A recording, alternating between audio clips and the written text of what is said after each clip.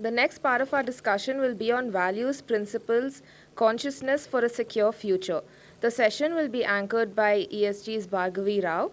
She is a trustee and senior fellow at ESG, a botanist with an MPhil in aerobiology, and at ESG she has led a variety of research and education programs, projects and campaigns.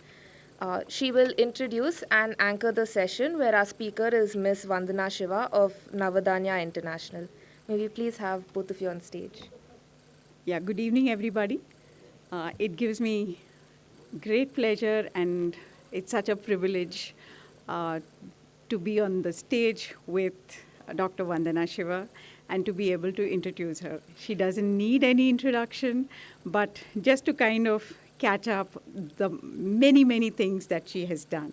And so before I introduce her, I think another beautiful part of today is this morning we started with a manel, but we are closing the day with two women on stage, and that's a high brownie point of the day.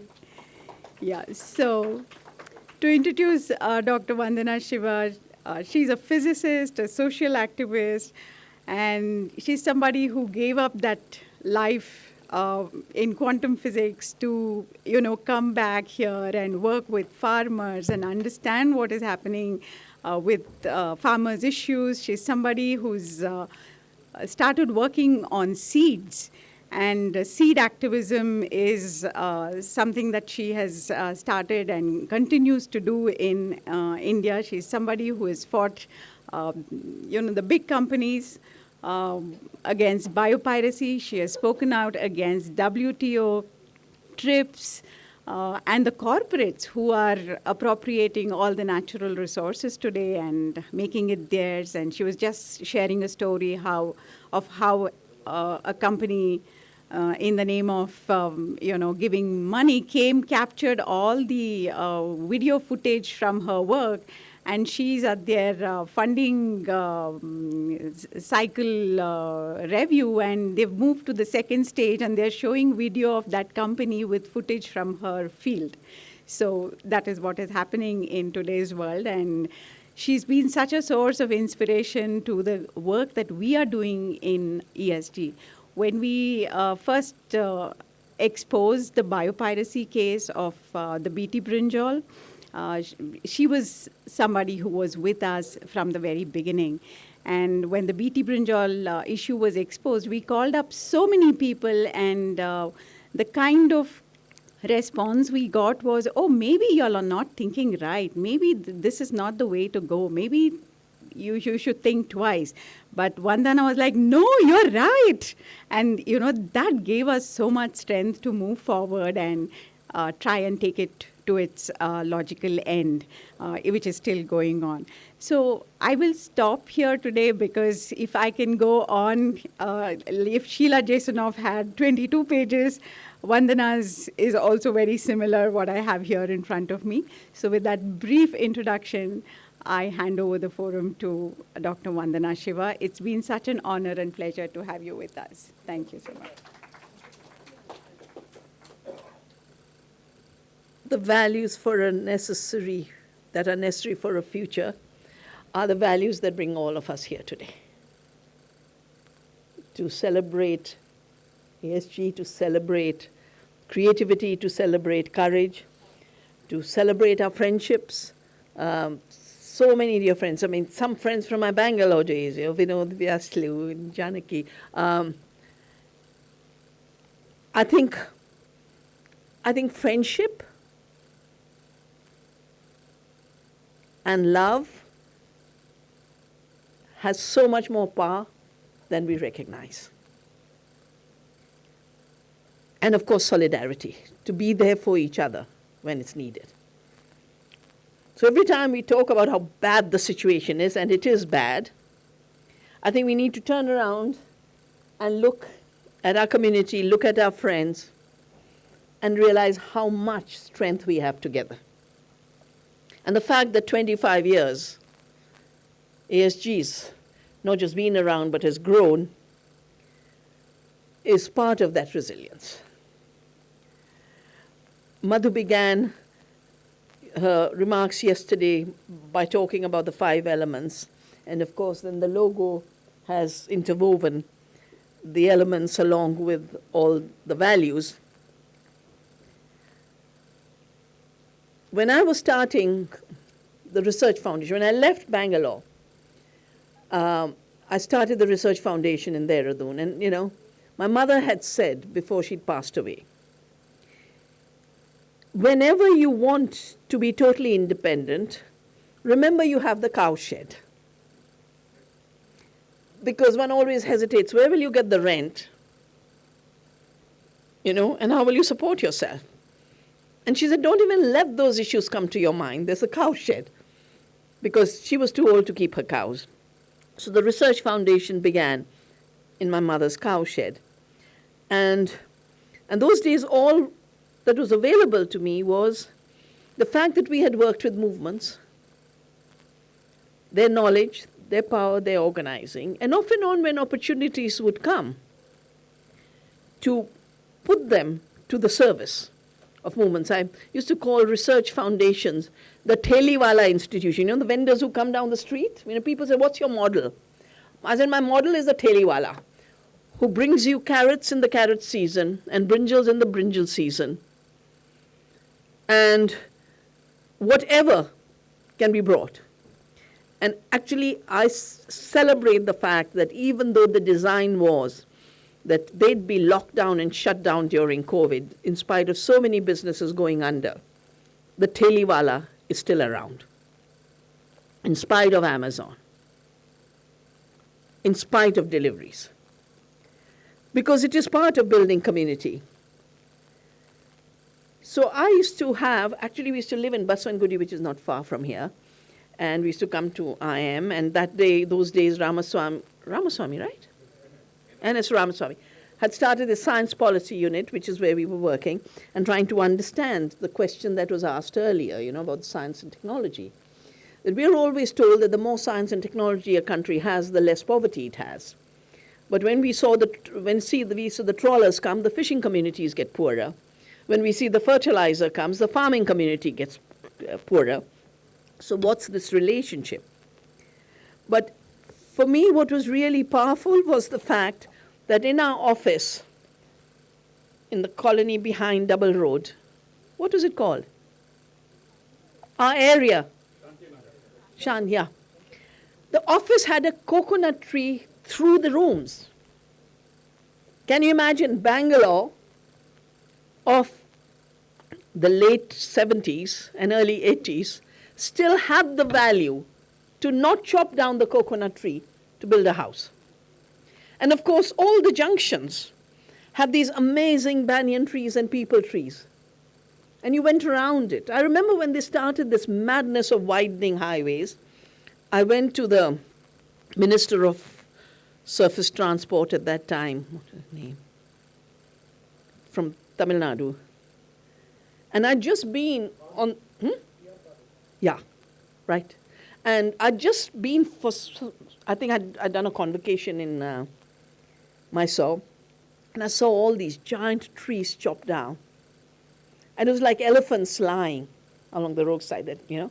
I went to him, I said, how are you doing this? Why are you doing this? And of course, he had no answer. Is Joe still here? Joe, I think one of the jobs we have to do is by the time they've built every road, every port, and handed over, of course, but the cost we bear, what will be our debt burden? I look at the African countries paying 40% of their income for interest payments on debt. We're rushing down this road to nowhere, faster. And we need language and imagination to address it in ways that has resonance with people.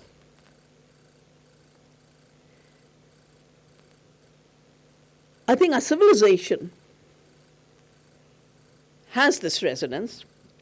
I mean, here was a physicist, J.C. Bose, who started to do experiments on plants as sentient beings. century ago. And he said, these experiments bring the plant much nearer to the humans than we have ever thought. We find that it is not a mere mass of vegetative growth, but as its every fiber is instinct with sensibility. We are able to record the throbbing of its pulsating life and find that these wax and wane according to the life conditions of the plant and cease in the death of the organism. In these and many other ways, the life reactions in plant and humans are alike. Of course, being a top physicist, the fact that he did this work, he suddenly became an outcast in the scientific community. But I think I've just ordered every book of his that is available in print. When I went to Calcutta and tried to look, it was impossible to find. And I think the session we just had before on living systems, this is something we really need to turn to, not just through the science of people like J.C. Bose, but the science of the communities who have all of that knowledge. We've talked about that throughout the conference and throughout the celebration. Even today, and Janaki mentioned this, that when we look at power and what's happening there, it looks like a very dismal situation. But this land is too diverse, too decentralized, too rich, to think that that's all that's happening. So we have to turn to the communities to not forget who we are and what powers we have. I think it was Milan Kundera who wrote that the struggle of people against power is the struggle of memory against forgetting. A question was asked earlier about history. Now, if your history is only in textbooks, then that rewriting of the chapter is the end of it. But history is our lives. History is in the stories of the communities. I've known village communities who can give you oral history of 8 centuries. And our role as a support community is to recognize it, respect it, give it amplification. In the days when I was here in Bangalore, it was also the days we were still working, it was the last phase of the Chipko movement. And the Chipko movement was for diversity against monocultures. The women were resisting. We've never had clear felling of the kind that the West has had. We've had more substitution of natural forests by commercial species. In the mountains, it was pine. And I remember the first World Bank project that was introduced in Bastar was a tropical pine project that the tribals organized against and shut down in the 70s. That's the kind of movements we used to have. And here in the Western Ghats, the literature was saying most species in the tropical forests are clearly weeds. Because if it's not commercially valuable, it's a weed and must be destroyed. And then, of course, they destroyed the Western Ghats with growing pulpwood. And they came to the farmlands. And, I couldn't understand why around Bangalore, suddenly there was eucalyptus all over the fields. So what's going on? Why is everyone planting eucalyptus? So we did a study from IIM Bangalore in those days, the ecological audit of eucalyptus cultivation. And with all of that, I started to realize that the monoculture is in the mind. Once you decide that the world is this limited world, then that's all you see in the world. You can't see the diversity, or you see the diversity as a threat if you see it. Extermination becomes an inevitable consequence of the monoculture of the mind. And even when I did the book on the Green Revolution, the millets were called primitive grains that must be made to disappear. India was 70% a millet diet before the Green Revolution. 70%. Wherever I've gone, except the very wet areas of the coastal zone. Throughout Maharashtra, throughout Madhya Pradesh, throughout Punjab, millets was a staple. It's called primitive grains. And we started to talk about, we started Navdanya, we started to talk about millets as the forgotten foods. And for those who are older, you remember there used to be an All India radio program called Bhule Bisre Geet, the forgotten songs. So we called the millets the Bhule Bisre Anaj, the forgotten foods. And the community started realizing that just like the song shouldn't be forgotten, these foods shouldn't be forgotten. And especially in Garhwal, where our base is, millets came back. And when Uttarakhand was created as a separate state, the slogan was, Mandwa Jhangora khayenge, Uttarakhand banayenge. We will eat mandwa, which is ragi, and jhangora, which is banyan millet, and we will make Uttarakhand through our food sovereignty of millets. And someone mentioned it on the millet question. About before you know it, it'll be an export crop. And I think it's been stated again and again and again.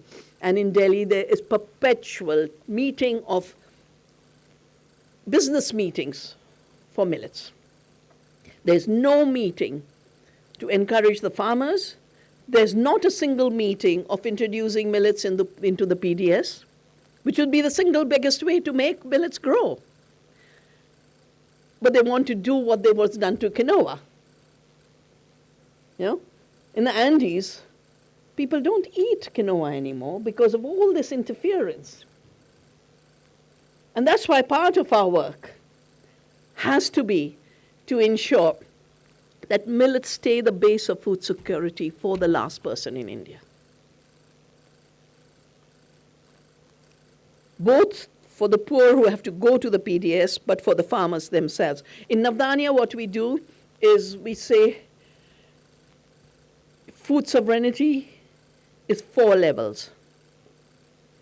If you don't feed the soil, you won't have food sovereignty because you'll have desertification. So first, food for the soil.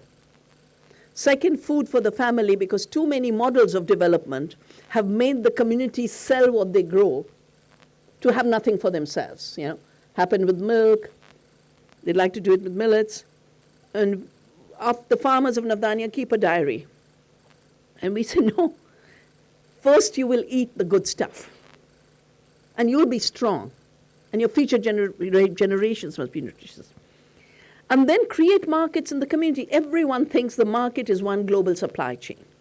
I think that's a monoculture of the mind. Since when did the market become a global supply chain? The market is where you go buy and sell. My favorite trip every day used to be I'd tie my baby with me and walk down to the Baswangudi market. And I think we never shopped for more than that day. Whether it was coffee we bought for that day, we got the bread for that day, and we got the vegetable for that day. Because it was such a joy to go to the market and interact. It was part of being a community. I think we are in a moment where the living knowledges of our people have to be recognized and validated again and again and again. And the session earlier, which talked about living system sciences, every bit of it is validating it. Those who would laugh at the idea that the plants are living can no longer laugh at it. Just in this last 2 months, I've received so many books to write, either forwards or promotional blurbs too, which are all about plant intelligence. It's like a storm taking over. And one of the authors, a person called Mada, he says vegetable used to mean growing, flourishing. The verb vegetare means to animate, to enliven. The adjective vegetable denotes the qualities of vigorousness and activity. Today, vegetable means the opposite. So-and-so is a vegetable now, if someone's had a stroke. And this is because we've imposed human qualities on all of nature species. And we want to make plants animals. But in this period of hypermobility, I feel if development was what we were addressing through the 80s and the 90s, and then we addressed globalization in the days of the neoliberal reforms as well as WTO, this last decade really has been a decade of running to nowhere. I watch it because, I come from Dehradun. And they're building more and more highways to rush faster and faster. But when too many cars are on a highway, you'll still have your traffic jam. It'll still take 11 hours to get to Mussoorie. Then you also created this idea that Char Dham is not this beautiful path of penance. We grew up walking to the Char Dhams. And now it's something you can race up on a road. Doesn't matter if Joshimat comes down. Doesn't matter if Karan Prayag comes down. And then fly in a helicopter to Kedarnath. I was trying to create, after the 2013 disaster, I was trying to create ecotourism for the communities that had been wiped out. But we couldn't because the minute everything was settled, the helicopter started. And there was nothing like quiet anymore. And you should see the traffic jams for the Char Dham. And you should see down into the Ganga all the water bottles being thrown. And I've always asked for, where do all those hotel sewage go to? No one's checking. Nirmal Ganga is just receiving all the shit of the tourism. And tourism, mass tourism has always been a problem in every society, and so many ecology movements work against mass tourism.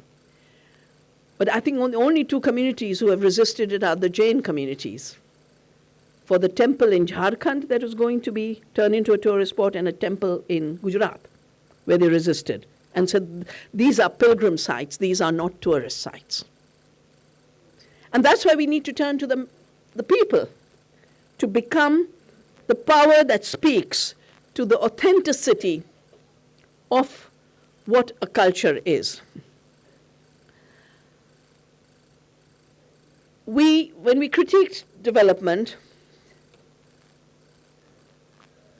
we always talked about how development was the West imposing their failed model on us. I remember doing analysis of World Bank reports. We are backward and need development because we don't have plastic. They gave us loans to have plastic. We used to have paper bags. So much employment, so much recycling. They said we were backward because we didn't have pesticides. They gave us loans for pesticides. But then because of all our movements, the dam movement, the movements against all the World Bank lending, the movement for the lending for the Green Revolution, the social forestry project here, I think the World Bank, its reputation kind of got damaged. And it's not in the front anymore. And anyway, it's a very minor financial institution compared to the kind of money that is in the BlackRocks and the Vanguards. When I wrote the Oneness versus 1% with my son, we were trying to solve three problems. I said, how is it that Monsanto was bought out by Bayer, How does the finances work? And you said you were in Paris. I was in Paris. And I said, since when did the billionaires start to run UN meetings, which Mr. Gates and Zuckerberg were running the Paris Treaty? And the third was, what is the new governance and the new economy? You quoted Mussolini. Mussolini was also the one who defined fascism, when the convergence of economic and political power. And that convergence is only possible by taking all power away from the people and putting it in centralized systems. So all the debates in India on federalism are vital. for the future of India. All the debates on decentralized governance, all the debates on the commons and the rights of people, they're vital to the future. The discussion on Amrit Mahal and the sad tragedy on the Science City, you said, and Karyana ji. The new colonization, I mean, there's a continuity of colonization for the last few hundred years. But every time then there's independence movements, and the old colonization steps back and reclothes itself to look like a new beast. So if you think of the fact that we had an independence movement, so the old colonizers couldn't come straight in the old way. 1944, they get together and create the Bretton Woods institutions. I went for 50 years of the Bretton Woods to that hotel where they'd had the meeting. And in the basement was a shop.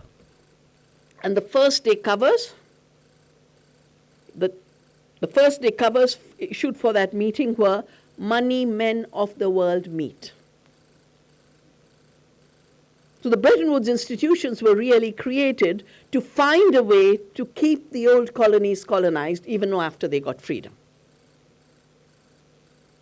And if you just look at what's happened, for every dollar of given, $3. That's why, Joe, your work is so important.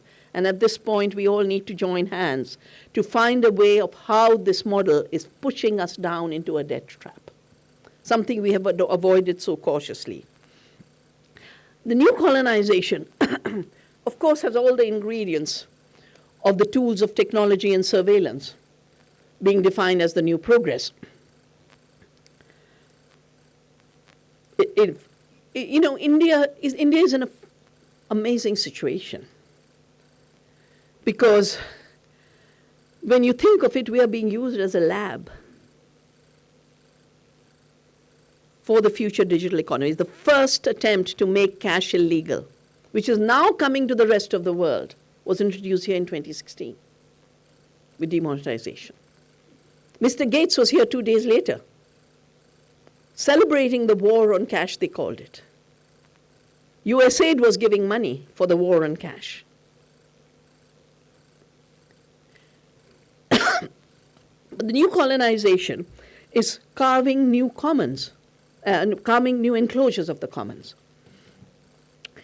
If the British began with enclosing the commons of land, even when we tilled a piece of land, it was never as private property.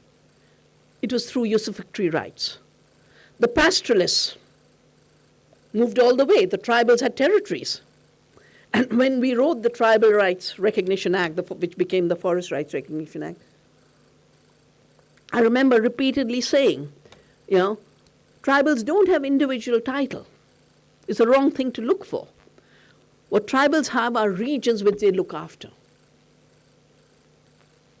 But of course, in the rules,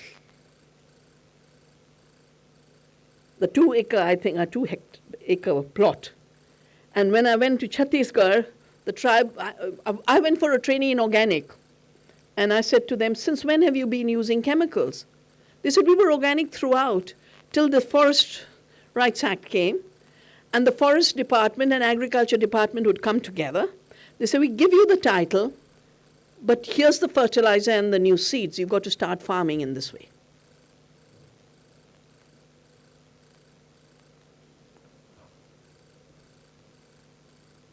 The entire privatization of the seed, which is what led me to start Navdanya. And I'm so proud that Leo began with Navdanya years ago. And I started Navdanya with a very simple, the name was not Navdanya when we started. We had a very simple name called Beej Bachao. Because I'd been invited in 1987 to a meeting in Geneva on the laws of life, it was called. And it was about the emerging biotechnologies. What would they mean ethically and ecologically? And the UN people were there. Some of us were there. Meera, was invited. I thought the invitation was for her. She thought it was for me. We said, let's both go. And some independent scientists. That's it. And the corporations. And the corporations laid out their plans. There was not a single GMO in the world at that time, 1987. There was no GMO.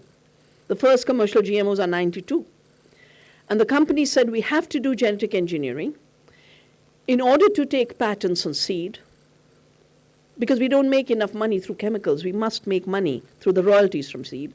And we must have an international law to ensure that no farmer can save seed. That international law became the Trade-Related Intellectual Property Rights Agreement of WTO.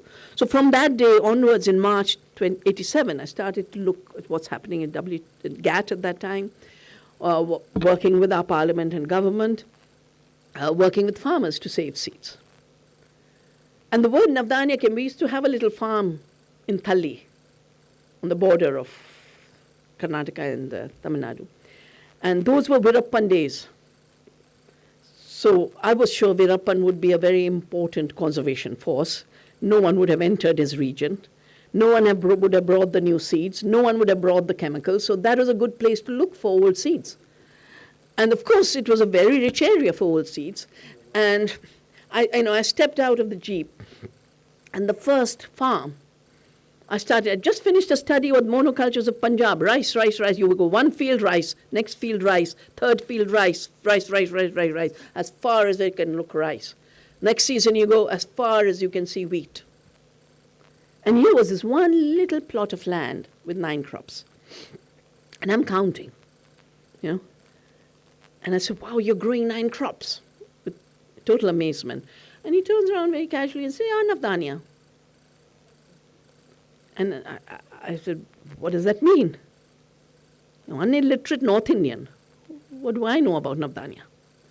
And then he gives me this discourse about how the 9 planets in the cosmos, the 9 plants in his field, and the diversity of food we need for health are one continuum of harmony.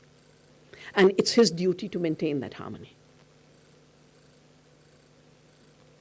So we started to use that. And then I saw Ugadi is 9 crops. You turn around, your birth, Mandala, Navgraha, 9 crops.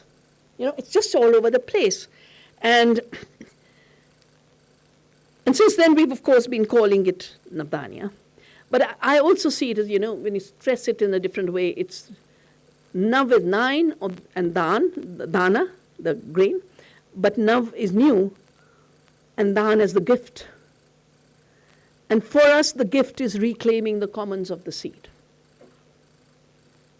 The commons of land was destroyed by one sentence by Lord Cornwallis, I think 1783 or 89, something like that. He declared all the land of India the property of England. And therefore, the peasants of India had to pay a revenue, the Lagan, to England. That's where the 45 trillion that Utsa Patnaik has calculated as the transfer of money from India to England worked out through rent collection. I think it's about, until the ceiling on the seed price happened, Monsanto had already collected 10,000 crores in transfer payments for the illegally, because seed cannot be patented in India. We manage that in laws. And the way we do it is we just keep going to Parliament. We had a multi-party committee on patent law. Every party was there. And there was a wonderful working group on patent law headed by Dr. Kela. And I was, in those days, the only one talking seed. And we managed to get a 3D, which is about medicine, and 3J, which has a very simple recognition of our ecological ethos. That we are part of an earth family. Plants and animals are our relatives. They're not our creations.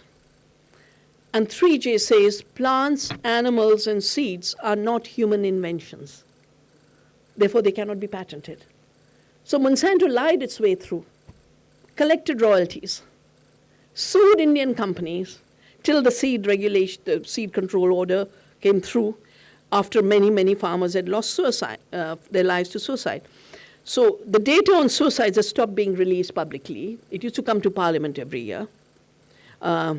It comes from the National Bureau of Crime Records.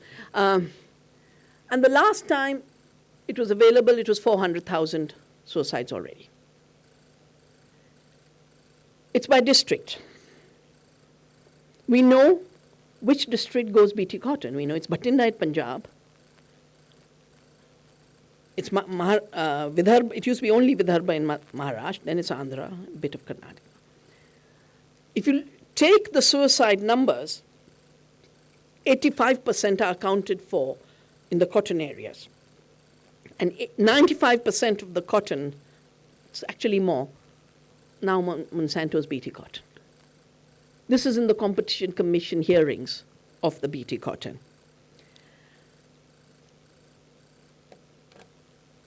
So it's an interesting way how, and biopiracy is related to this, that here's a colonizer who comes and just draws a line and says everything after this is invention and innovation, everything before this is superstition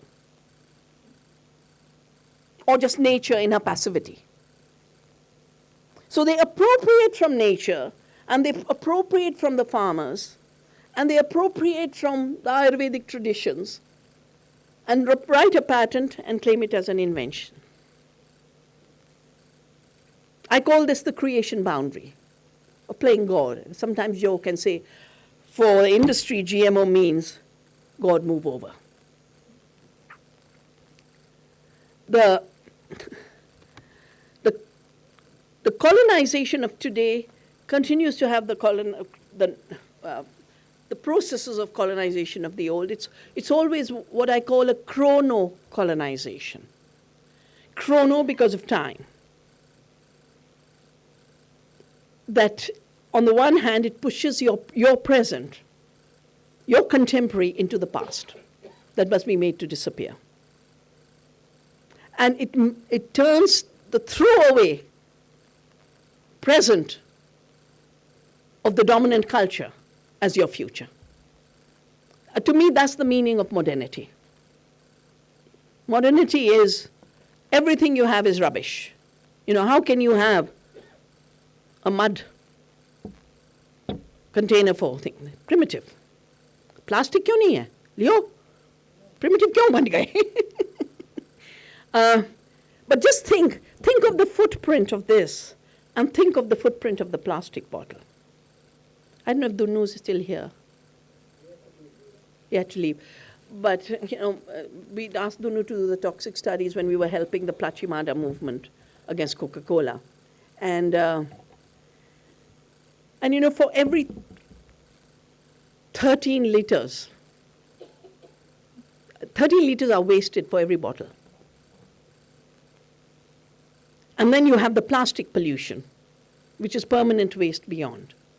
But in this little bottle, some brilliant craftsperson created beauty. Someone had asked a question this morning about consumers and makers, and I didn't like the way makers was treated as a bad thing. They're creative makers, like those who make this pot, those who are weaving these baskets. And they're pollution makers. They're two different categories. When I did the Green Revolution book, that's when I realized that the reason we were having a huge water crisis was because of the chemical green revolution. This morning there was a wonderful presentation on rain-fed agriculture. They talked about 80% of our dals coming from rain-fed agriculture. Minute irrigation comes, the dal disappears. It's only in the rain-fed areas that you get dals. That's the only pockets. Punjab, the land of 5 rivers, has been rendered as a place with a water famine. And Jesuratnam and we all worked on the aquaculture issue, did public hearings, did so much research. For 1 acre of an industrial shrimp farm, 100 acres of ecosystems is destroyed. for $1 earned in trade of global shrimp trade, $10 of the economy is destroyed locally. And again, you don't create, no one can create a shrimp. What they do is harvest the shrimp from the sea, pregnant shrimp. And it breaks my heart. I met a nun doing a PhD on this in Norway when I was a Brundtland professor for 5 years. I had the Brundtland chair. Her thesis was how to make shrimp lay eggs in captivity. And her thesis was you pull the eyes out. And it's in the shock that the shrimp will lay its egg. That's how they stock these shrimp farms. And then they put the saline water back and polluted water. And they leave the coastal area totally damaged. Imagining a new India includes telling the full story of the false new India that's being created with all its shadows. We used to call it the ecological footprint, and I think we cannot avoid continuing to do that work. Most importantly, our imagination of the new India has to be based on diversity. Diversity is us. Diversity is us through biodiversity. Diversity is us through our cultural diversity. Diversity is us as every one of us, such a diverse being.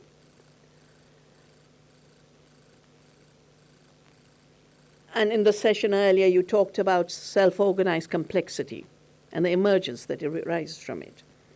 Biodiversity is autopoietic. It writes itself. It writes its own poetry. It's self-organized complexity. And two aspects of life and biodiversity that I think we all should take to combine the best of the new knowledge and science and the best of our indigenous wisdoms and indigenous knowledge. Schrödinger wrote a little book, What is He? As a quantum physicist, this was not his domain, but he wrote a little book, What is Life? And the part of it that's very powerful, he's puzzled and puzzled and puzzled, and he said, living systems have negative entropy. All mechanical systems create an entropy, create pollution, create waste, degrade the planet. Every living system as a self-organized entity takes disorganized energy and turns it into powerful living energy, negative entropy. That's how the planet did not collapse over evolutionary time. Because plants are not machines, seeds are not machines.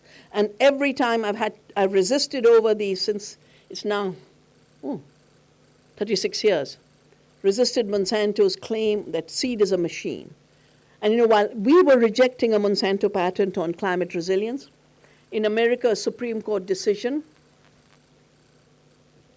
it was a case against a farmer who used to get soya bean from the market and plant it.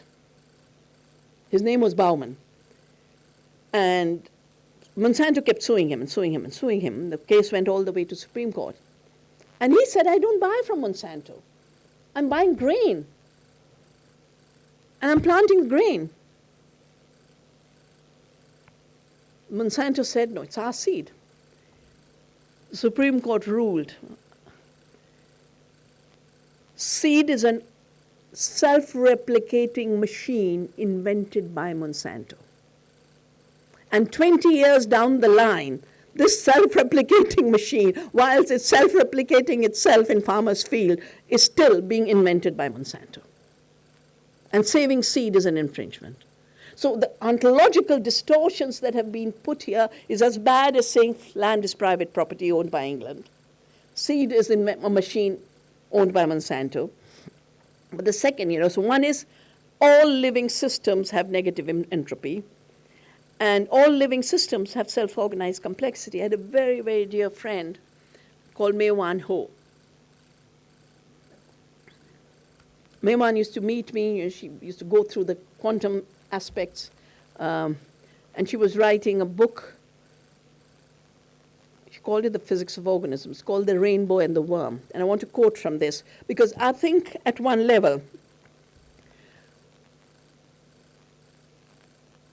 the power of nature is the power we have to turn to understand how you live in fascist times. This is what she says.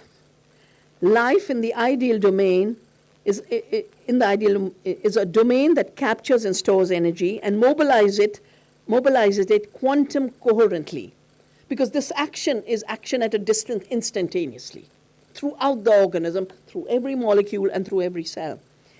In perfectly coupled cycles, it's not one leaf is doing one thing and the other leaf is doing something else. It's perfectly coupled cycles that generate no entropy. In a quantum coherent universe, all beings are both localized as particles and solid objects, and delocalized as quantum wave functions spread ultimately throughout the universe. Hence, all beings are mutually entangled and mutually constitutive. We are interbeings. A lot of our research in Navdanya now shows, we've been working on the soil forever. And we aren't putting anything in the soil except a little bit of our organic matter. And the soil organisms have grown, I think our fungi have grown 3,600%, the beneficial fungi. Our nitrogen, without applying nitrogen fertilizer, has gone up 100%. And we're talking of 200 farms in Doon Valley. And it's gone down 24% in the farms where urea is being applied. Applying urea is making soils lose nitrogen, because not a cost-benefit thing. It's about a living biodiversity of the soil. So she concludes, hence all beings are mutually entangled and mutually constitutive. Thus harming others effectively harms ourselves. And the best way to benefit ourselves may be to benefit others. And when I say we have to turn to the earth and living systems and biodiversity to be our teachers in this time, it's for three reasons. They just do it better than us. Second, they've been around much longer than us. 99.9% of evolution, we weren't around. So to know how to live right on this planet with the right relationships, we've got to turn to our elders, our plants and our microbes are our elders. I had to do my movement biography under pressure of my publisher. And she said, you've got to write something on COVID. You've got to write something on the virus. So I wrote a piece reading what was being put out. And here was this brilliant scientist writing in Scientific American that we've got to declare a war against the viruses. And we got to, I said, well, you tried to declare war against the bacteria, and now the antibiotic resistance, they've evolved, and you're getting knocked out. It is time to realize we are walking interbeings, we are walking biomes, we are walking biomes. And this war against us, the planet and ourselves, is a war we must put in end. The monoculture of the mind, in my view, goes hand in hand with the militarization of the mind and the militarization of society. So when I wrote, when we stopped the WTO in Seattle, the journalists would keep coming up to me and saying, we know what you're against. Now, will you tell us what you're for? I said, no, we are for democracy. We are for freedom. We are for the earth. That's why we are against a WTO saying the water will be private property, seed will be intellectual property. We know what we are for. So I wrote the book Earth Democracy. And I must mention this because ever since the time I started CHIPCO, Saving Seeds, my inspiration always came from the idea that we are one family of the earth. Mother Earth is our mother, and we are her children. And its name is Vasudhaiva Kutumbakam. And the reference from where it comes says very powerfully, a mind that says so-and-so is my friend and so-and-so is my enemy, or so-and-so is above me and so-and-so below me, that's a petty mind. A mind of high consciousness recognizes that we are all one family, equal in our diversity. And we are seeing where Vasudhaiva Kutumbakam is going these days, and I think part of our challenge is constantly reclaiming content. We're having to do this. I've had to write a paper because we created the regeneration movement, and our regeneration is being hijacked. But the fact that our words are stolen doesn't mean we give up our words, our language, our meaning. We've got to reclaim it. And co-option of our words will be the way this will be done. But remembering that we are part of the earth is remembering the facts. Also because this is what our communities are. You know, when Jesuratnam works with the fishing communities, they don't see the fish in the ocean as their property. Our farmers, you know, the farmers of India don't use hybrid seeds for their ceremonies. They don't use crossbred cows for the ceremonies. They wait for that one or two cows that are surviving, but the cow story is another story. We'll talk about it another time. So we have to reclaim ecology. We've got to reclaim oikos, our home, from where flows ecology as science and economics as management. And even during the discussions today, we spent a lot of time talking of economy as a separate thing. But economy, the word is rooted in oikos, and Aristotle described it as oikonomia is the art of living. Because oikos is our home where we live. Art of living. He described what we call economy today as the art of money making, chrematistics. And we should start differentiating these two activities. Our communities live in economy. The financial giants and the IT giants who are harvesting our data to make trillions live in chrematistics. And chrematistics is not the economy. And as we enter the next phase, Jesuratnam and I were talking about this, the very powers and the very mentality that has destroyed the earth and nature are now talking about being the defenders of the earth. Suddenly in the last year, the language of nature-based solutions, 30% for nature, has emerged everywhere. And just before the Glasgow summit, 1 month before the UN conference in Glasgow, a new asset class was launched by the New York Stock Exchange and Rockefeller of oil and Standard Oil, Rockefeller of the Green Revolution, Rockefeller who now they're saying, how do we protect nature? By turning it into a financial asset. I've never understood this. How can you protect something by not letting it be? Yeah?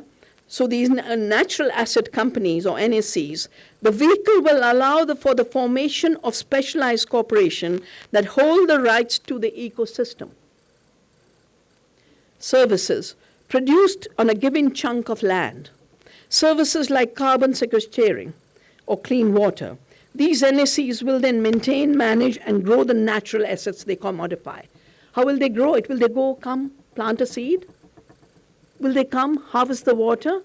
No, they'll make it grow on Wall Street, where money can grow so miraculously, as we saw in the subprime crisis, how money exploded and then it collapsed.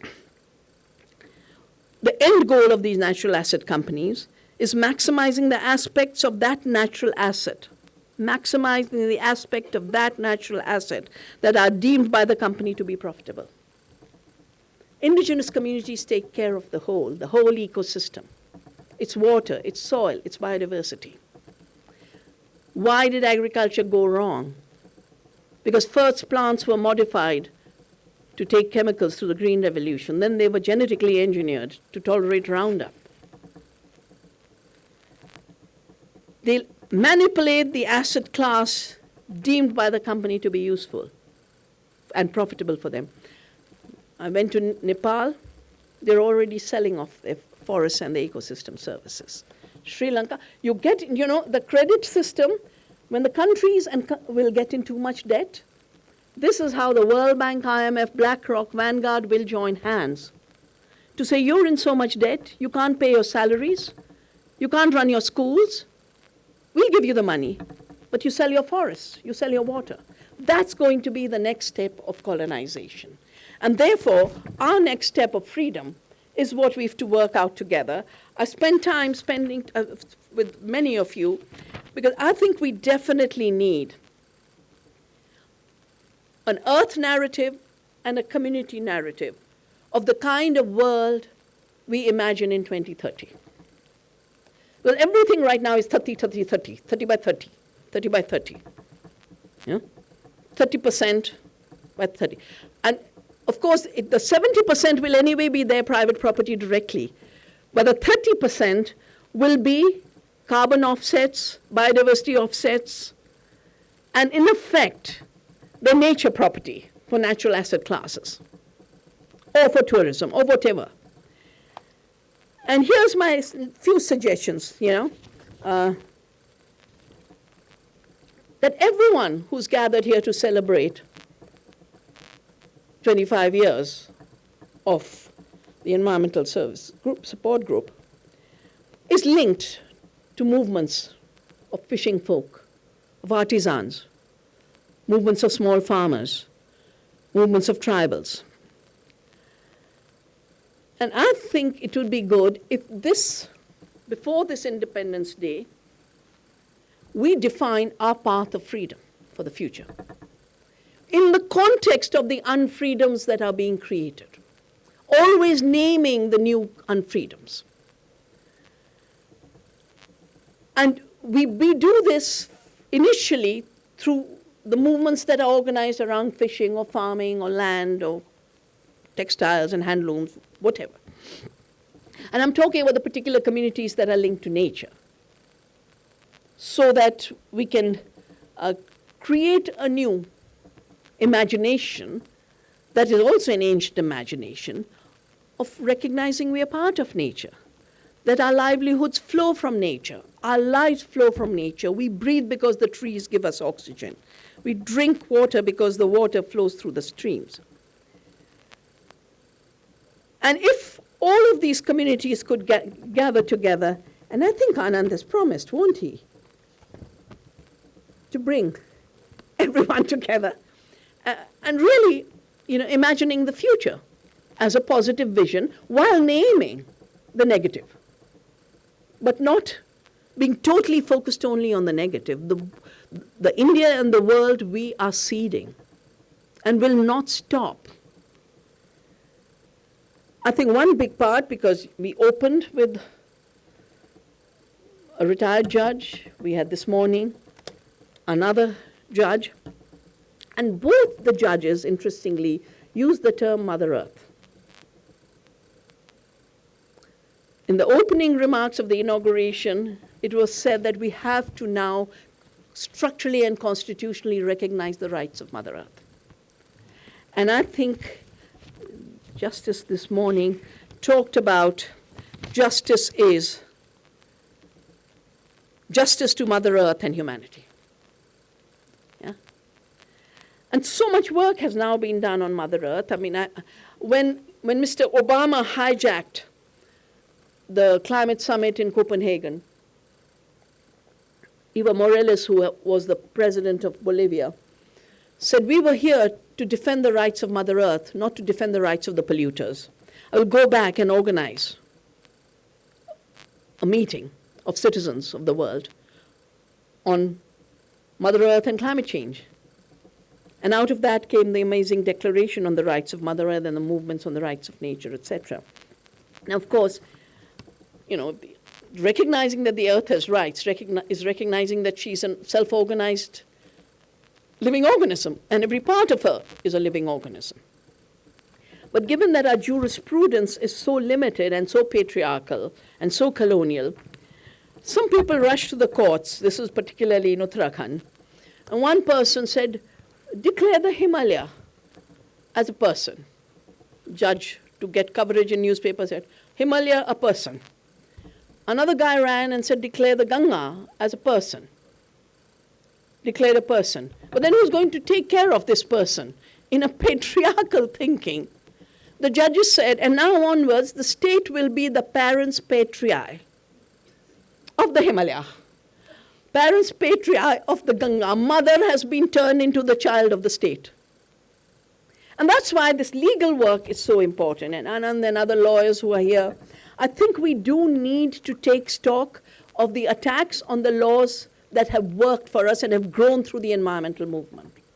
The Biodiversity Act, the Wildlife Act, the acts, the CRZ Act, which is being diluted. I mean, even in the aquaculture time, it's the CRZ Act that stopped the industrial aquaculture, and they just changed the date. But if we don't name it and we don't map it, its dismantling will not even be noticed. And I think, given that there are so many law schools, if a little summary like this was done, a little booklet like this, it would be in every, it would start getting taught in every college. And I was just saying to Anand, they have the design school in Ahmedabad, they have the School of Architecture.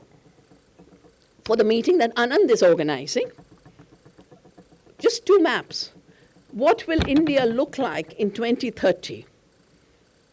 If the whole Bharatmala is done, if every highway is built, every forest is cut, every river is dammed to death, like our poor Ganga doesn't flow. There's no flow in the Ganga. She's just dammed up at every step. And what is the India that people are creating and will create in their imagination of 2030? I'm here to tell you that I love you all. We are here together, and no power on earth, no matter how abusive their power becomes, is enough to extinguish our love for life and freedom and friendship. Thank you.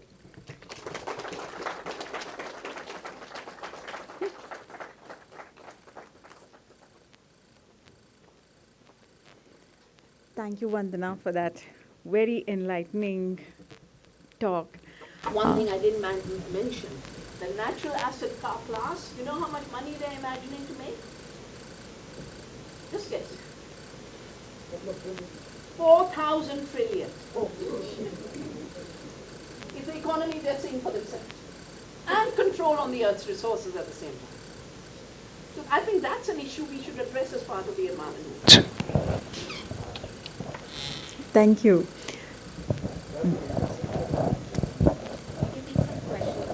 Okay. Yeah, so thank you for that very enlightening talk, and I'm sure each of us resonated with the many, many things you said.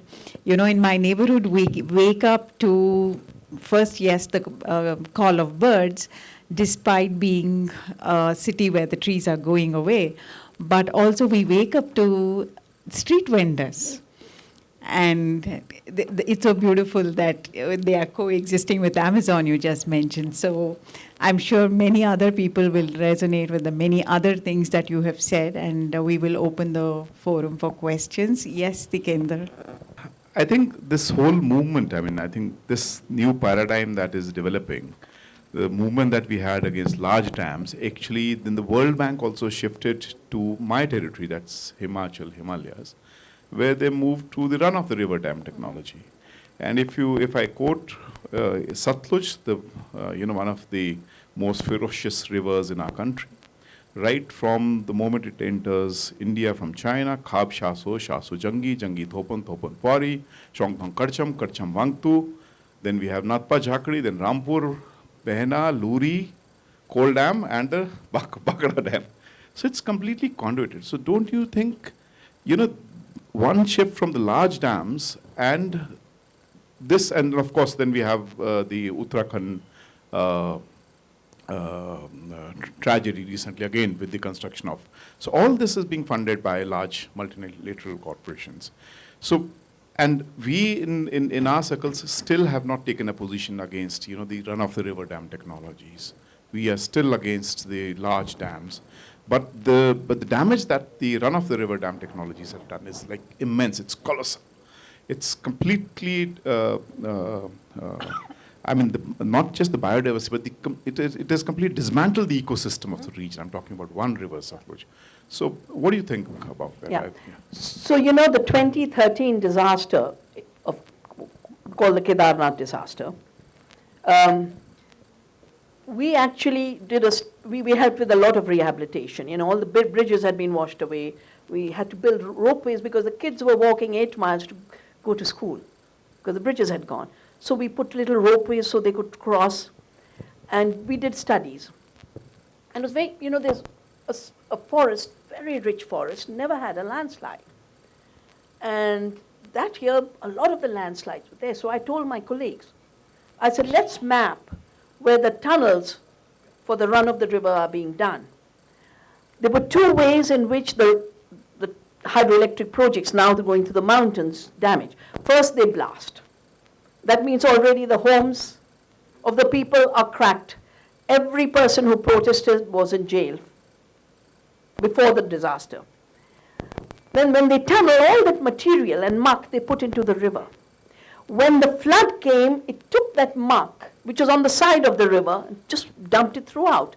The water level went 40 feet high. And that's why villages got washed away. Because the rivers are quite deep, they wouldn't have damaged. And the third is they've left the mountains so fragile. Now, every hydroelectric project had to stop. I'm absolutely sure they were compensated.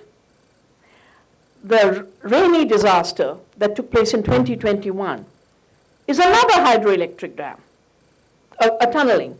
An avalanche came from the mountains, flooding, 200 people washed away. And for me, the rainy disaster is very, very troublesome because it's made the village where the Chipko movement started uninhabitable.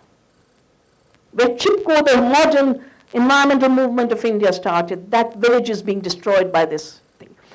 Joshimath is all about the tunneling, all about the tunnel. They don't allow talk about it. So definitely, we're in the habit of talking that, but the hydroelectric project, the tunneling of the fragile mountains, including for a train, they want to take a train to Karnaprayag. And already every town above, cracks are happening. You know? So I agree. I think this, I've always said the word infrastructure is an empty word because you need to say infrastructure for something. And infrastructure isn't by itself. This is an infrastructure for meeting. We do ecological work, which is an infrastructure for life. All of the construction that's being taking place, which is called infrastructure, is purely an infrastructure for profits. And if you start to do an honest cost benefit, the expenses that have gone in will never be paid back. So I think a run of our normal plodding work of environmental assessment, impacts, etc. Of course, we need to carry on. There was a time I used to get every TV, every newspaper had columns for GMO writing, and then the editors were threatened, and the columns have gone. Does that mean we stop the work? No, we don't stop the work. We never stop the work. There's a movement in my region. In my local dialect, it's called Kyang. Kyang means fire. And actually the meaning is no means no. Now the tribal communities are saying no means no. No new hydropower project is being constructed on Satluj. There's a blanket position that they've taken. Let me pick up from there. Because yesterday when Madhu was speaking, she started with a poem on no, and then she couldn't find her papers. Remember, the papers kind of disappeared. But I think the power of no, because you have a better alternative, is in fact another way of satyagraha, a refusal to cooperate, a no from the deepest part of your conscience. Yeah, I just wanted to add that, in 2014, we did a study and it's very similar to the story that you shared. But what's important now is with hydel being categorized under renewable energy and renewable energy not requiring environmental clearances, EIAs and all that, we are in for more such disasters. So the power of no is something that we really need to work on and do something about it. More questions? Yeah, please. What's your name? Please introduce yourself. My name is Pranesh. So I have a question on organic farming. Now, because of the increase in population, there is increase in demand of the agricultural products. Now, if we switch to organic farming and conventional farming, can we catch up to that demand? And if we do the if we abruptly change that, like in Sri Lanka, Sri Lankan economy collapsed because they switched to organic farming abruptly. So, what is your take on this? So- On the first part of your question, uh, India is now what, 1.4? How many billion? 1.45. Do only the city people eat, or does everyone eat? Everyone eats, right? Since everyone eats, doesn't it make sense for the 70% of India that lives in the villages to also eat? And if they have to eat, they don't have to grow commodities for the global market. They grow food. And our research in Nadania, and this has been accepted by the United Nations, FAO, everyone's using it, that the more biodiverse you're farming, the more food you produce. We call it nutrition per acre and health per acre. So, if you want to feed India, and it's 1.55 billion, including the people in the remote area, biodiverse organic farming, which is exactly what was presented in the rain-fed initiative, and they had a name for it, Akalu? Yeah. That produces more food without damaging any resources, in fact, regenerating resources. Our work has shown that we regenerate the water, there's more water after this. We regenerate soil fertility. The pollinators on our farm are 6 times more than in the forest. Our research has shown that nearly 1/3 of the food is produced by the pollinators. You remove the pollinators, you won't have food. So all that is the food system. We call it the food system. We've also learned that if your food is not biodiverse, the majority of you has 90% microbes, including the 100 trillion microbes in your gut. They don't get food because they don't live on rice and wheat alone. They need everything. They need all the amino acids, all the nutrition that the plant can give. And the more the organic organisms in the soil, the more the nutrition in your plants. Chemical fertilizer has robbed plants of about 70 to 80% of nutrition. So when you say feed the world, you're getting rice, but you're not feeding yourself. It's nutritionally empty mass. No. That's not food. Let me finish, kid. That's not food, okay? So you want to feed the world, you grow more food. And you allow more people to have access to that food.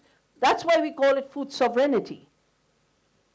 That the growing of food should meet the needs of people to have food.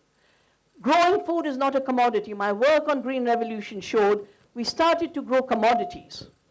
We stopped growing food. Food is not a commodity. Just like a seed is not a machine, food is not a commodity. So yes, the only way we can feed the world is going biodiverse, going ecological, cutting out the chemicals. I think the morning was 0 chemicals. All our work in agroecology, 0 chemicals.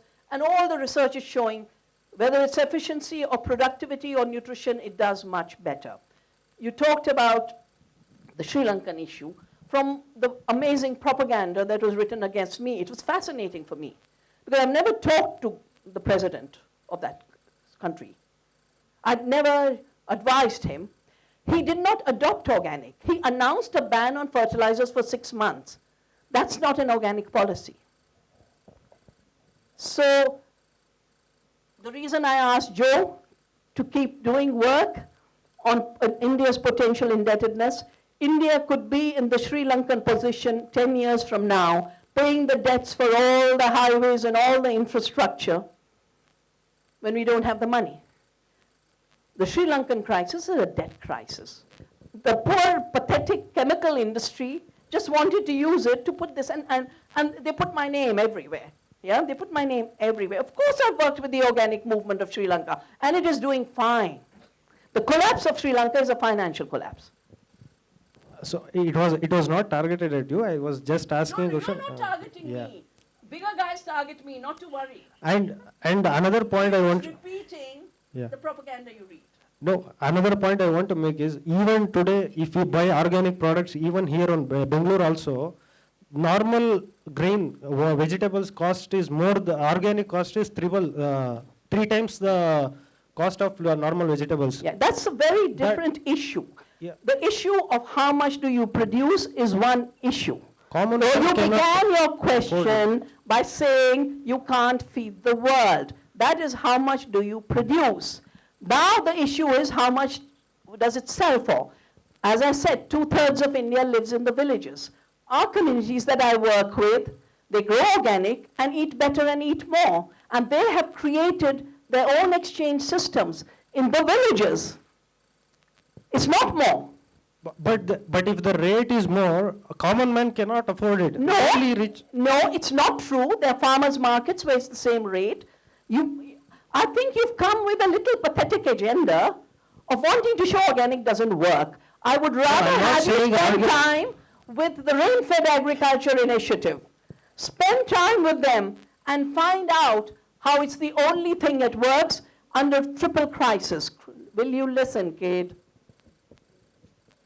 First crisis, the planetary crisis, we saw, I think, 2 times the planetary boundaries were shown. The 2 violations of the planetary boundaries, biodiversity erosion. Chemical agriculture must wipe out biodiversity because it requires monocultures to feed the chemicals. Chemical agriculture must create a nitrogen problem. The second boundary was nitrogen. Take the 2 biggest planetary boundary violation, it's chemical agriculture. So you want to grow food on a dead planet? Is that what you're seeking? Maybe we should give others a chance. Thank you for your question. Jesu, I see your hand up. Yeah. Just to say a few things about fisheries, because the question raised came here about the cost. When we get fish in the domestic market, it's much cheaper, very much cheaper when it comes to cheap in the sense we get for an affordable price. And we buy, just invest, give 80 rupees and even 60, 50 and get a family will eat fish because fish is our source of food sovereignty. But when it goes to the market in the city, it is definitely costly. That becomes a bigger world. That's what I just wanted to say. Sure. So in the community, it is there. Still, we are able to eat fish, what we want to eat, which fish we wanted to eat, and the fresh fish and non-polluted fish and kept in ice and other things. Thank you. Yeah.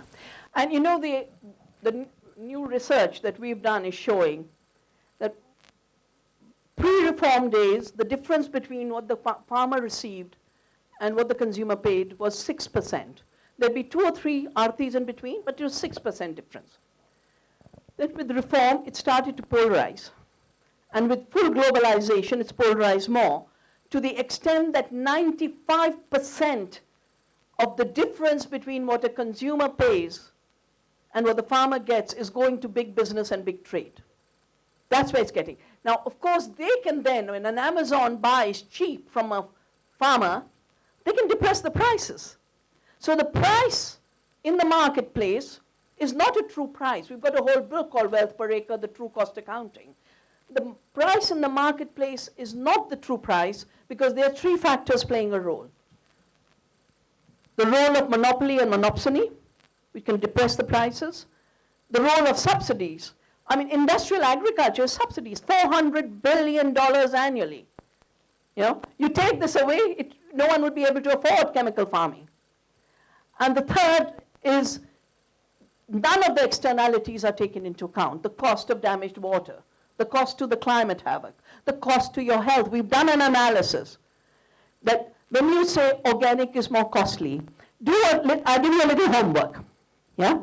Go and look at the cost of diseases like diabetes, the cost of diseases that are exploding, chronic diseases. 75% chronic diseases are food related. And they began only after this period of globalization, it just exploded. That cost is the real cost of food, the cost to your health.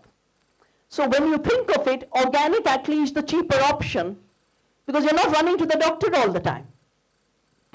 I represent about 380,000 farmers in Gujarat.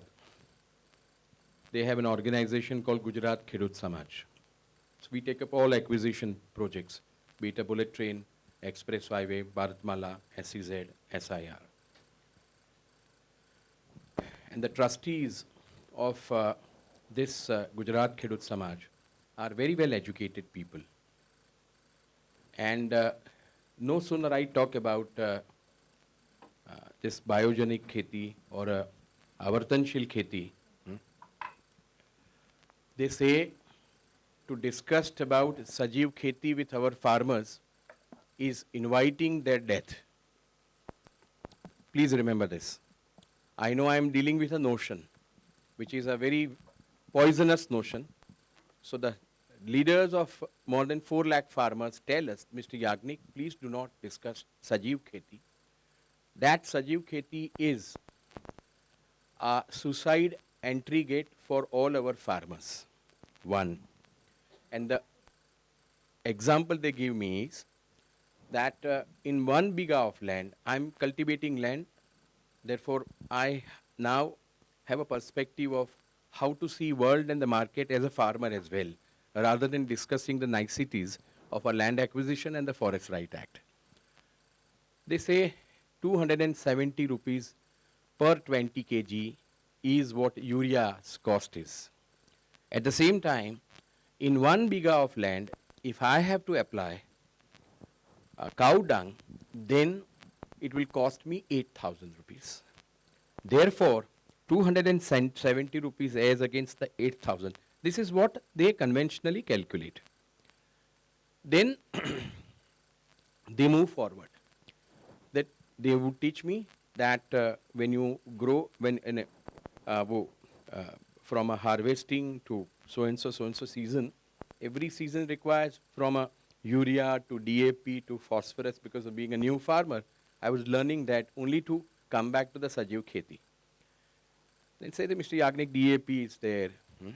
Then go to Aravali and bring minerals so that you will enrich the farms and that will give us more productivity. At the end of the day, calculating this, the cost of the yield, they would immediately come to conclusion that Sajiv kheti is much more expensive. The second example my Farmers Association is offering me is that since the Vidyapit is taken over, established by Gandhiji, now by a governor, he runs a Sajiv kheti product, selling center. So all those who grow vegetables and grains from out of Sajiv kheti, sell it inside the Vidyapit, but then there is a thekawala or a lariwala outside.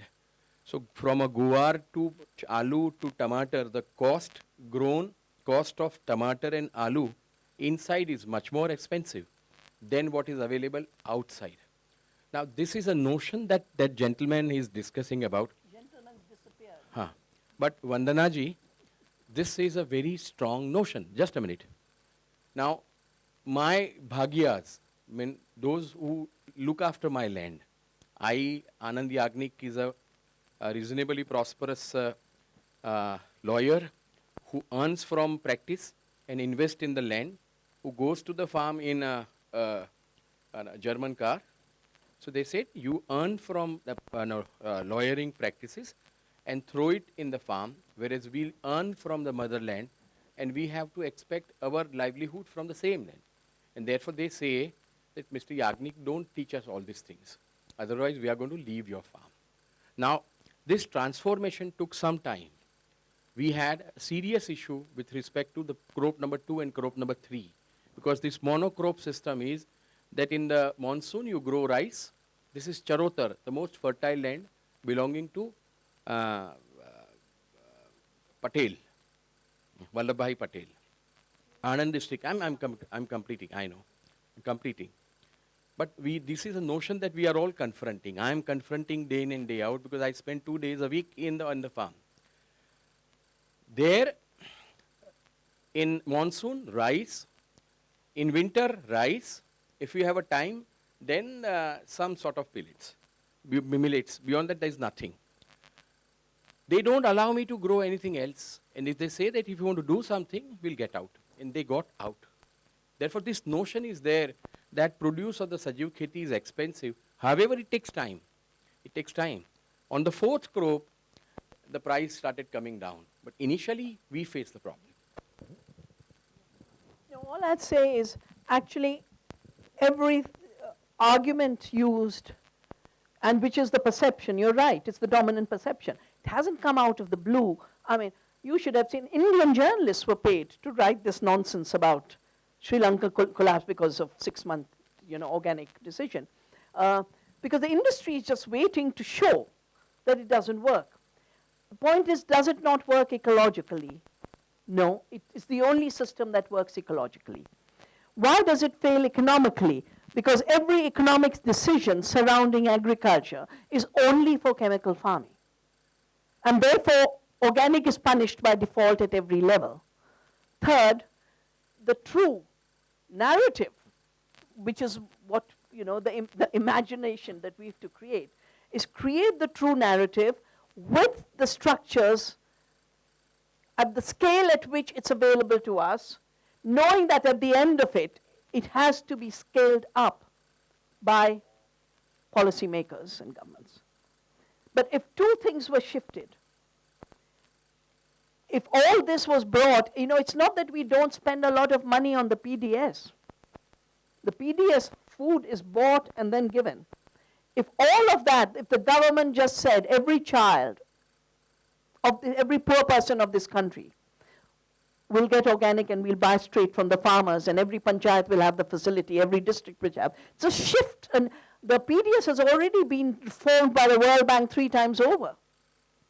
We could reform it in another way to make it support, because the biggest public procurement program of the world, if this public procurement program of the world worked to take care of the earth, take care of the farmer, and take care of the health of the poor through one decision, the economics of everything would totally change. And in countries where such decisions have been made, I know Denmark, 50% of all public procurement is organic.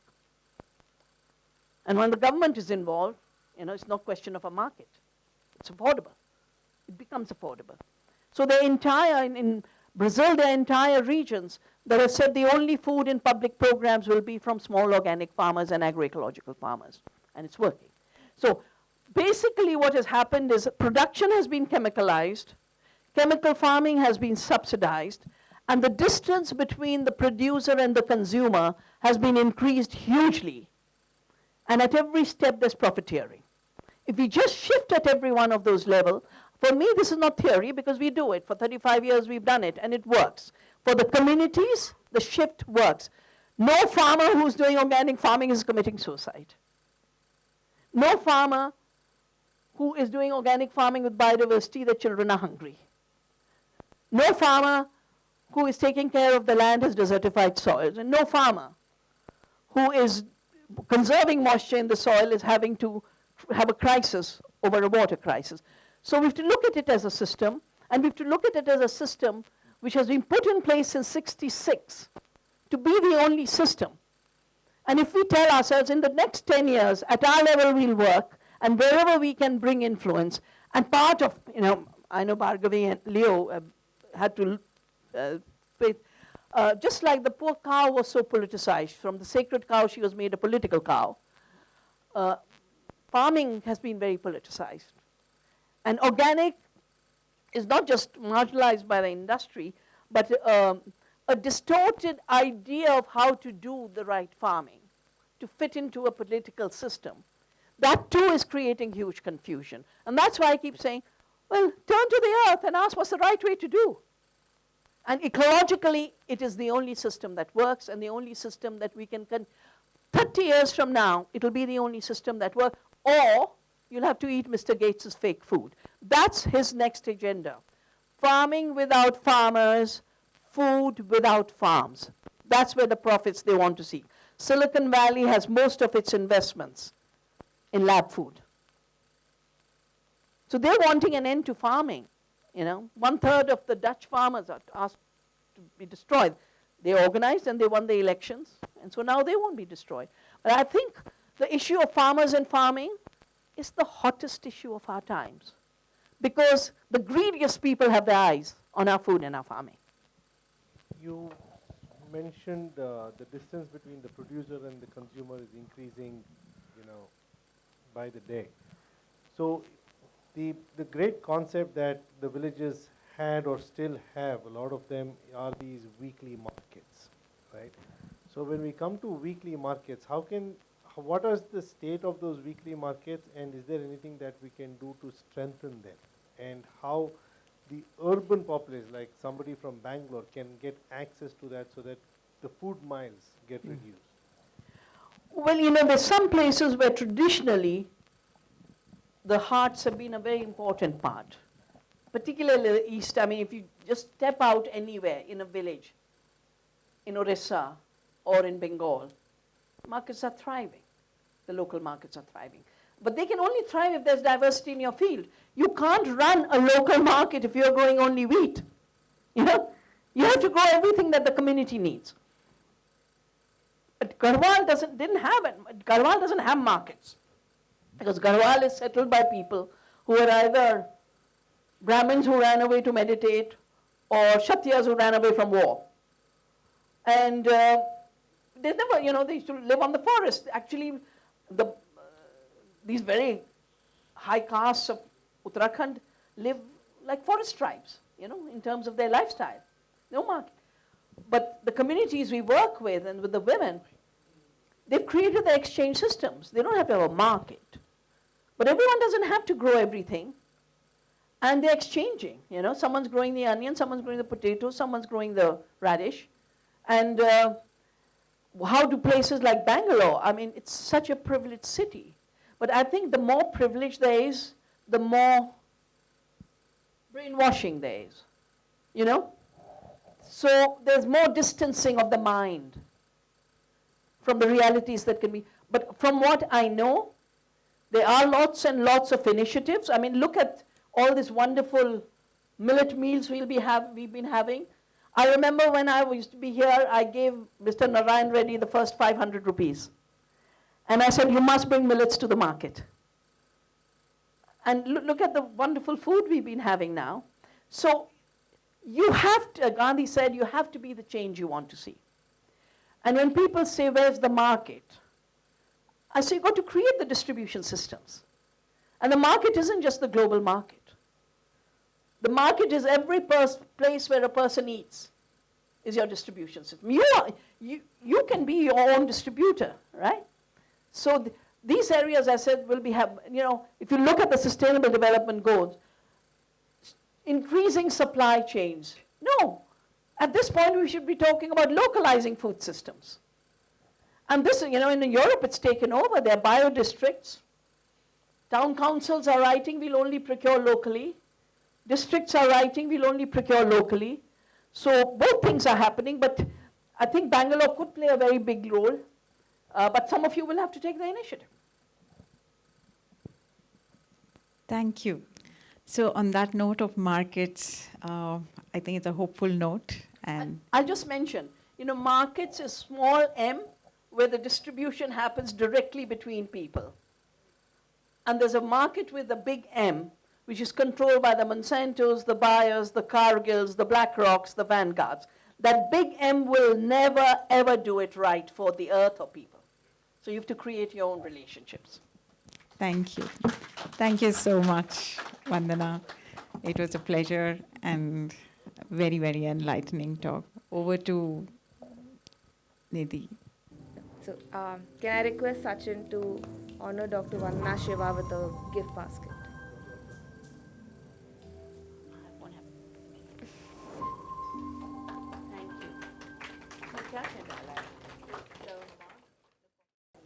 I request Amrita to give the vote of thanks.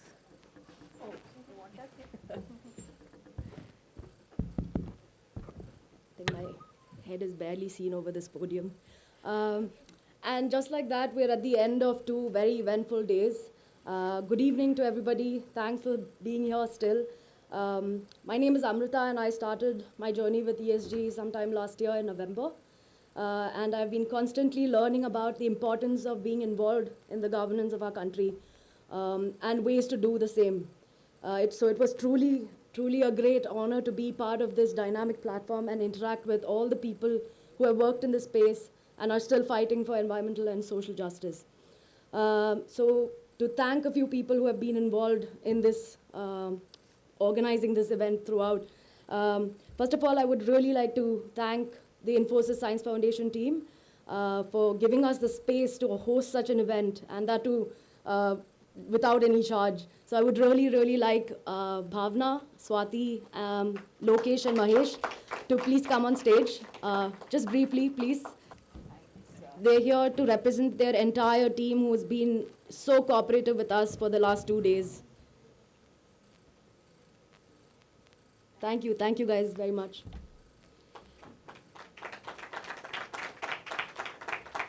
Next, I would like to thank our Honorable Mr. Justice Sunil Dutt Yadav, who gave us the inaugural address this morning. We extend our gratitude to all the speakers and chairs for all the sessions that we had. You have truly left us with multiple questions that we have to answer and act on. I'm sure my team also shares the same thoughts.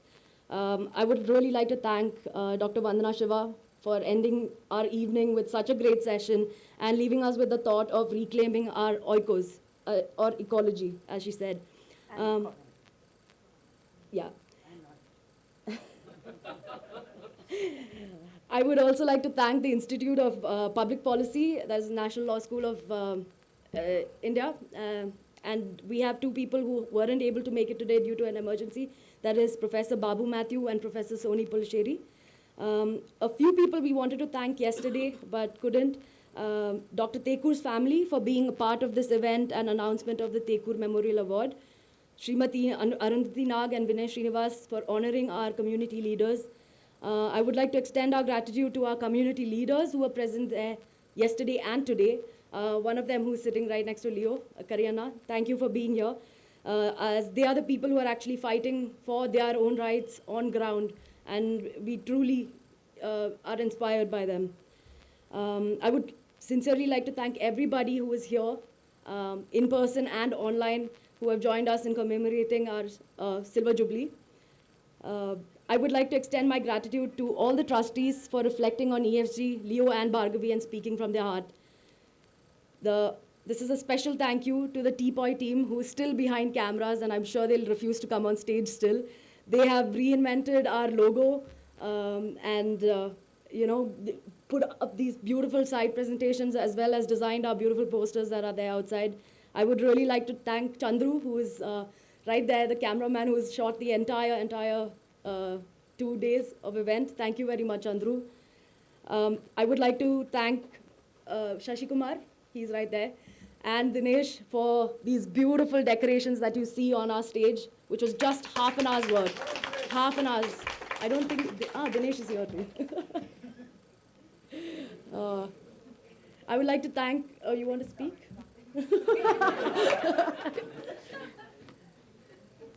Following Vandana's advice, I have my own distribution market.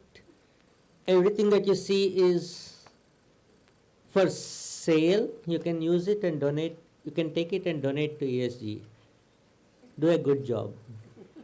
And we have a basket of shikikai also. Okay.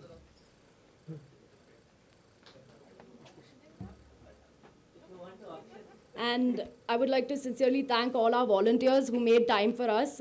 We have Harsh, Karthik, who are sitting back in the back, and Arjun, who helped us with the exhibition yesterday. So thank you for making time in such short notice. We really appreciate. And Anirudh's birthday is today, and he's not here, unfortunately. Thank you all for making this time for us. A special thank you goes out to all our team who have run around like crazy for the last 3 weeks trying to organize this event, and I hope it went as smoothly as possible. I would especially like to thank Leo and Bhargavi for building this network, or rather a family of really, really amazing people and giving us this opportunity to actually meet everybody as well in this process. We at ESG really realize the importance of organizing more such spaces where we can come together and find common grounds and reimagine new futures. So on that note, here's wishing... Huh? Yeah, our caterers. Yes, I already said. Yeah, Millet Mama for our caterers for both the days. Thank you very much for the lovely food. Have I missed out anybody? I'm really sorry about that. I thank everybody who has been involved in this project. On that note, here's wishing you all a very good night, a reflective weekend, and thank you again for being here. Thank you.